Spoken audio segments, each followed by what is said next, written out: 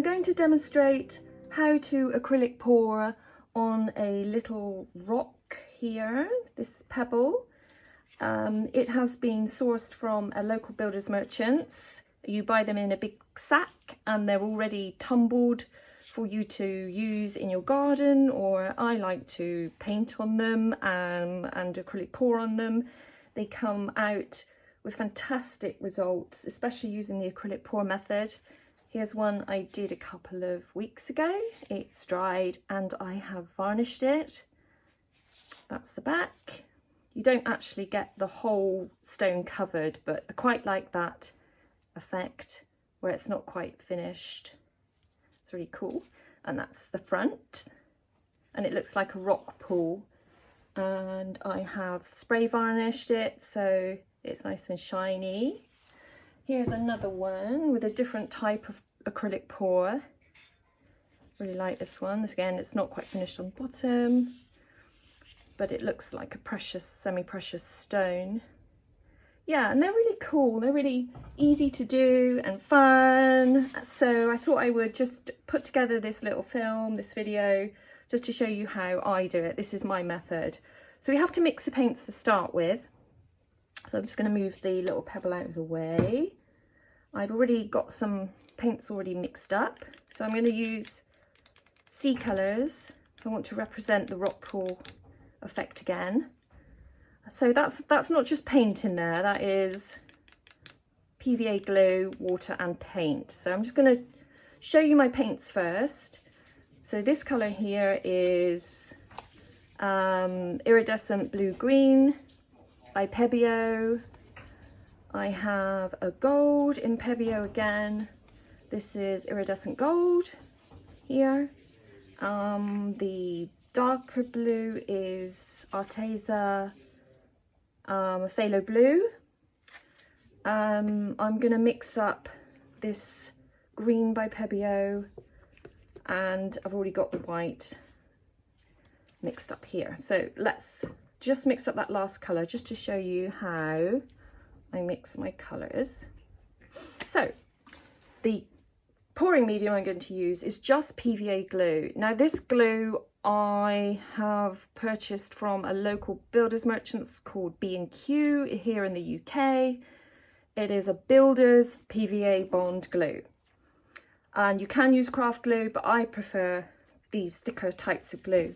The craft glue for me is a bit runny. I like this blobby glue. So I just put a big blob into my glass. These are shot glasses. You can buy them on Amazon. And they're great to do these little pours. You can buy a whole set of about 50. They're really cheap. So I've just put a blob of glue in there, and that is about the same amount of paint to glue. So it's 50-50.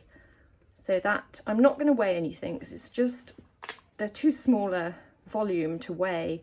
So I'm going to put this equivalent amount of paint on top of the glue. So this is the Iridescent Yellow Green by Pebeo. So that's all my paint. Again, I like these paints for acrylic pouring. They've got quite high pigment in them. So it takes when you put the PVA glue in with the paint, it doesn't lose that beautiful colour. See, that's hardly changed the colour at all. So I'm mixing the paint in with the PVA. Now it's not runny enough. That's really still quite globby. So all you do is add, this is just water. I put it in this container because you're just going to put a drip at a time into your glass until you get the consistency of runny hot honey. Melted ice cream. It's got to leave a little mound on the top. See, that's still too thick. So you just gradually pour drops of water into your mixture. Really mixing it. Making sure that you've got paint, the glue, the water, all mixed up together. Now we're getting there now. want that, it's starting to run, but that's still a little bit thick. Still a little bit thick. They've all got to be the same consistency. So see, I've had that one standing for a little while, and that's thickened up too much. So just put a little bit more water in the gold. Just a tiny little spot.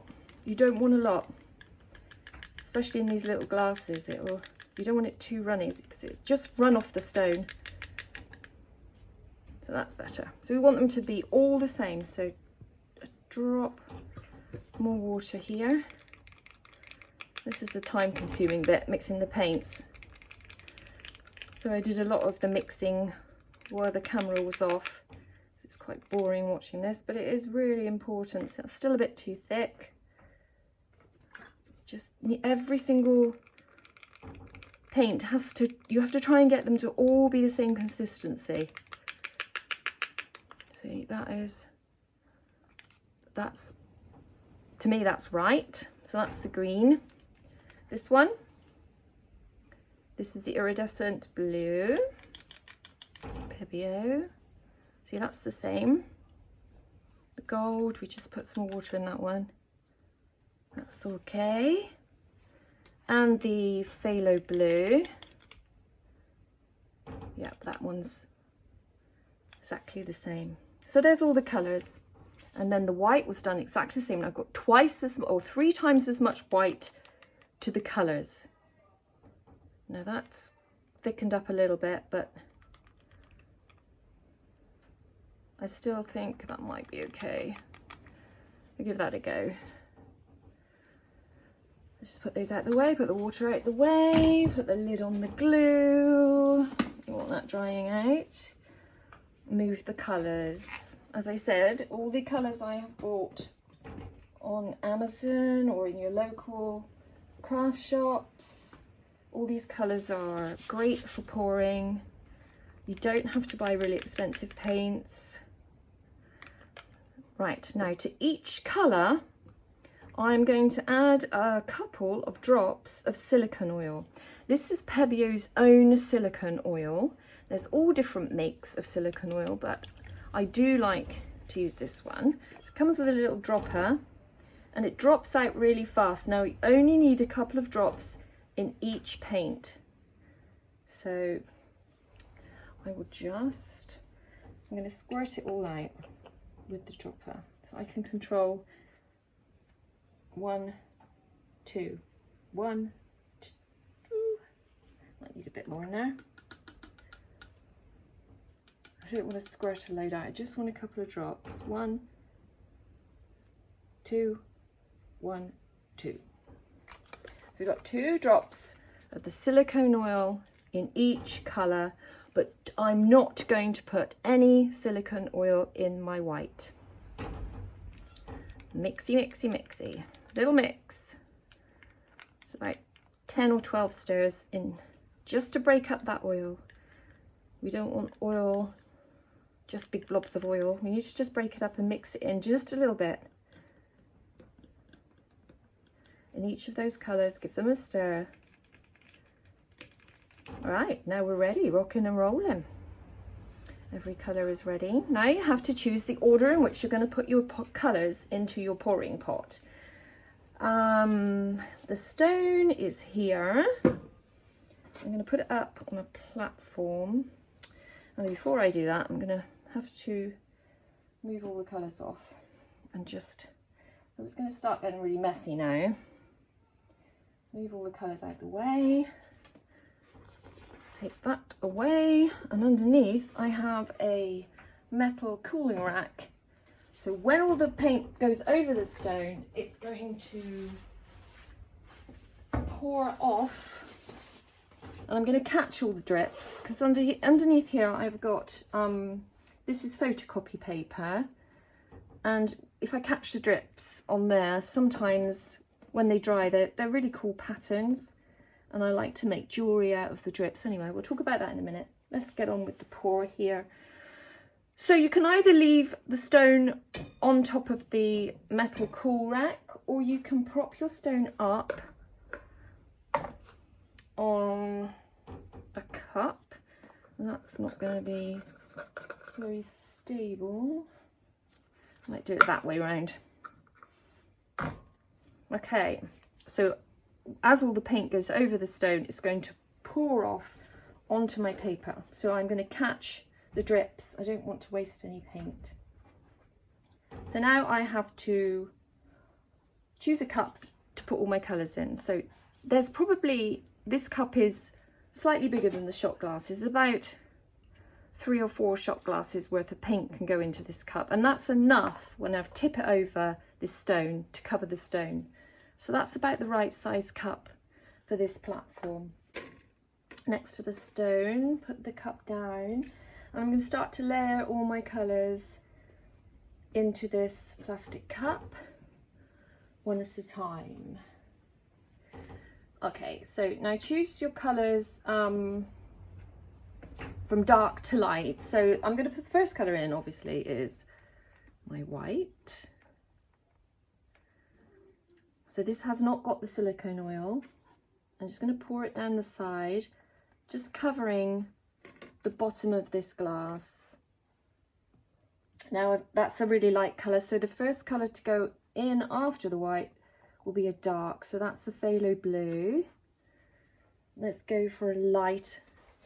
Now I probably, blue and green would sit next to each other really nicely. So pour in some green, and then the light blue. We're layering the colours one on top of the other. I'm just pouring down the side of the plastic cup. Now go back to the beginning again. So that's white. I'm going to have plenty of paint here. So white, dark blue, that's phthalo blue, the green,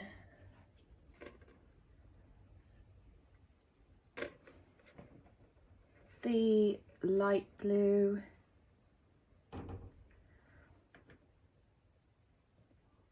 the gold, and I'm going to finish off with white. There's not really enough room. Let's just put a little bit more white in there. Let's top it up. Now I'm going to move all these colours out the way. That could cause a disaster. Right, now we're ready to tip this paint over the stone. Just make sure that there's no, just give your stone a wipe before. Give them a wash and a wipe. Make sure there's no dust on the stone. Okay, so we've got all the paints in the plastic cup. I'm going to take the stone off of its platform and put the stone on top of the plastic cup with the paint in and flip it over. And hold it down. Make sure it's on the wire rack properly. I'm just going to hold it, give it a magic tap, wait for all those colours to fall through each other, and after a couple of seconds I'm going to release the cup and I'm going to drag it towards me. I'm going to just move it slightly and then drag it towards me. I'm going to catch it because it was going off one side. I need it to cover the whole stone, so you can tip it up. I've got to encourage these drips. I've got some left in the cup, so I just want to make sure that the whole of the stone is covered. Just keep that little bit back. Look at that, the colours in the cup. Right, it's all starting to move and fall over the stone. I am going to take my butane torch. This is, we're going to pop the air bubbles that are on the stone, and you can use this kind of torch. You can get a creme brulee torch, but there's air bubbles that are appearing in the paint, and we have to pop them. So I'm going to start blowing the torch. You can see them already starting to pop through. as I, ooh, that's fierce. Down. Turn it off. I think this is a new canister. Just torch the stone lightly. Just to get these little bubbles, these cells to pop through. And as the paint starts to pull down over the stone, more and more of these little air bubbles will pop. And you can see them in the light if you just look over the top of the stone. You can see them. Now I'm going to try and encourage the paint to drip down over the side and cover up as much as the underneath as you can physically see it dripping. Encourage it to go right underneath, right to the container that it's sitting on, so that you get the underside covered as much as possible. You can see it's looking really pretty. And it will continue to change for a little bit as it stretches over the stone, but that's pretty much what it's going to look like. You can give it another little torch if you think there are still more air bubbles to pop. We just give it another little blast. If I can get this thing not to be so fierce this time. That's better.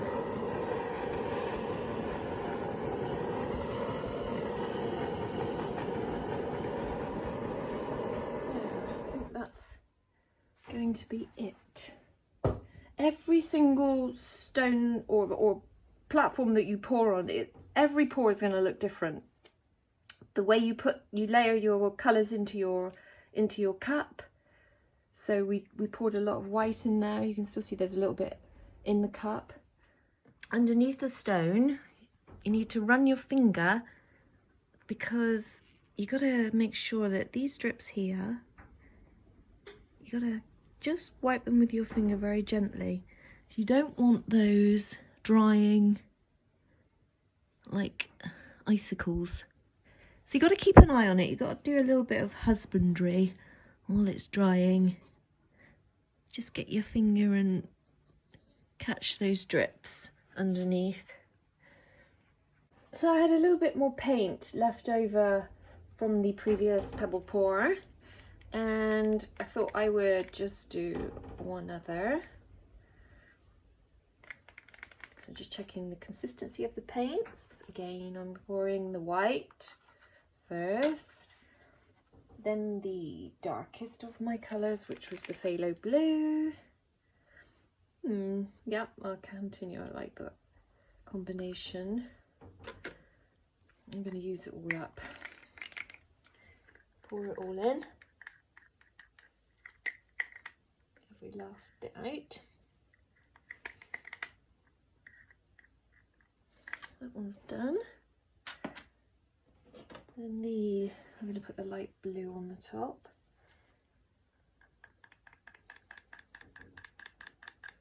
Scrape that last bit in. That's the Iridescent Pebeo blue.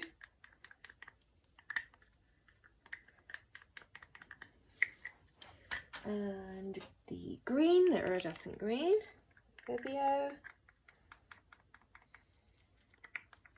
This paint has thickened up a little bit. We'll see. At least it won't run off the pebble. It's thick. And then the gold. Sort of a sandy gold colour. Just pour all of that in.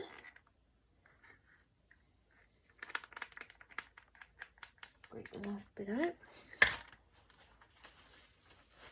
And the last colour will be the white. Let's just top that off.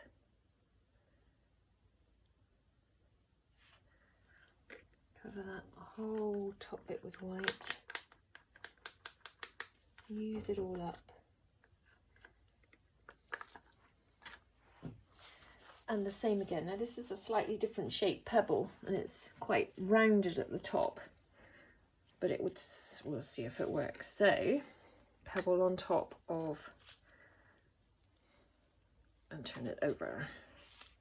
Oh, it's starting to ooze out of one side. So I'll just hold it there for a second. Just wait for as much as I can. As long as I can. And release. I need to make sure that it's going to cover that pebble, so I need to move it. So it pours over this side as well. And down over there. And give it a little bit of help. If there's anything left in your cup, pour it down. Do it over there.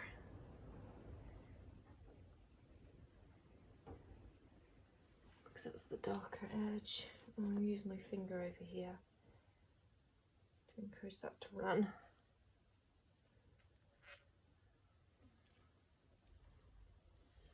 Lovely. Completely different pattern than the one before, even though it was the same colours we were using. I'll give that little torch whilst it's moving. Pop any air bubbles. Come back a bit. Oop.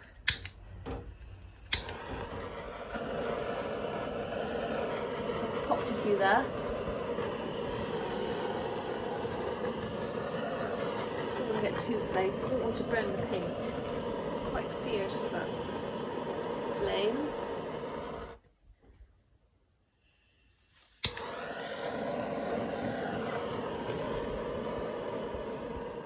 That will do nicely. I'm looking underneath to encourage the paint to drip down. This side is a bit of a problem here. It's covered nicely everywhere else. So I am going to see if I've got any white left, which I have. Put my finger in the white pot and just touch underneath to cover any part of the pebble that hasn't got any paint, and that has matched in quite nicely. I didn't put this pebble up on a pot, did I? That's a bit silly. Not going to be able to pick it up. There's another bit there that's the dark blue, so I can get some of that out with my finger. Just touch it underneath. So this is the results of the drips that fell onto the photograph paper. I'll just get a sheet that shows you what type of paper. This is high glossy photo inkjet paper. It comes in packs of 120 sheets, A4, and you need to get the heavyweight, which is the 240 gram, so it can take the big wet paint that falls on as it falls off of the pebble. So everything that fell off the pebble and dripped off the pebble has landed onto this paper, and all I did was blow out the design. So it just fell onto, there's one here, and I just blew out like that. So it looks like this. And then when this dries, it makes brilliant. You can cut it out and make little greeting cards out of this, or you can put them into jewellery. I made some little earrings out of a little gold pour I did, if you can see them. You can make necklaces. You get the little silver cabochon sets off of Amazon, and you can make all sorts of things with these beautiful patterns. So they look like this. It's really pretty. You don't want to waste anything. The paints are expensive. That's that one. So they'll dry out quite nicely, and I know the paper's a little bit buckled at the minute, but you just put when it's dry, you can flatten them out. So it's great. Great idea. Well, I don't like wasting anything. Okay, it's time to varnish the stones. They are now dry. I've been drying for a couple of days and they look really gorgeous. I'm outside at the moment. That's the second one I did. Someone's mowing their lawn in the background. I'll just show you the view so you can see I'm outside. Now the reason I'm outside is because it's going to be really toxic. The fumes that come off of the spray are quite toxic, so we need to have good ventilation. So I'm going to put you back down here. I've got the stones propped up on a plastic glass, a little plastic cup, and that's that one. I'm going to spray that one first, and this one second. Let's put that one out of the way. The spray that I'm going to use is Plasticoat, and it's a gloss, brilliant gloss, clear sealer. I got this one from a local DIY store, but you can get this online on Amazon. I prefer this giving an even varnish rather than painting the varnish on. So it really needs a good shake. Give it a good shake. And then aim the nozzle a distance apart away from the stone and spray. Make sure you get the underside, an even layer all over the stone. You get underneath. That's about it, because you don't want to overdo it. You're going to put about 2 or 3 layers on, and it's really, really stinky stuff. So that one's done. I'll do this one over here. If you can see, focusing on that one. They're really pretty. They're really shiny, shimmery paints I used. Just do that one. Make sure you're underneath, all the way round. That's just the first coat. So you don't have to put too much on, otherwise it runs. You want it to be a nice, even first coat. Let that dry overnight, and then we'll come back tomorrow and do a few more coats over the next couple of days. So that's the first coat done. I'll show you the finished product when they're all done. Oh, one more thing I was going to show you. While they're drying, you don't want any insects, flies, creepy crawlies, naughty people, pussycats crawling over your stones. So this is a collapsible food net. I'm actually going to move so you can see it in the full. There, that's what it looks like. You can get them in all different sizes. And if you just put that over the top of any of your paintings or these stones, it stops anything from crawling on it. Here are the finished pebbles, all varnished and shining in the sunlight. I decided to come outside and film the finished product. Here's the first stone we did. Those metallics are shining through all the layers of paint. And the varnish really shows them off, makes them look three-dimensional. Here's the second stone, the beautiful shimmering green. You could put these stones outside in the summer, they'll be absolutely fine. You could have them in your bathroom, on your windowsill, as a table decoration. So I hope you enjoyed this tutorial. And if you like this type of video, then please like and subscribe to my channel. Thank you very much for watching. Bye bye now.